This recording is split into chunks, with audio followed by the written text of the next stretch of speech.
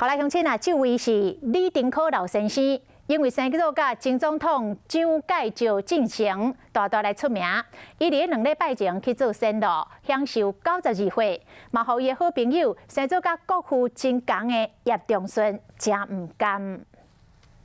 当年一身中山装的打扮，伊是住伫花莲的李丁科，因为和前总统蒋介石实在是太像了。当年也阁接到国防部长蒋纬国的邀请，想要看卖到底是有偌神。机票给我，我叫我回来同他见面。您当时在哪里？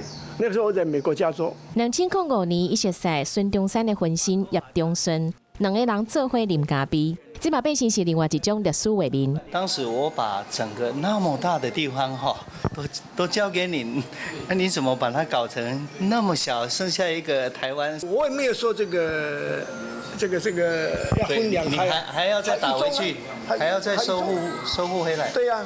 李丁科和叶中顺后来常常拢用孙中山和蒋介石的装扮出现伫公共场合，但是李丁科几个月之前因为肺部的病症送病院，这个月6号过身去，享受92岁。叶中顺接到消息了后，做唔甘的。孙中山和蒋介石共同讨论各部的画面，嘛看袂到啊。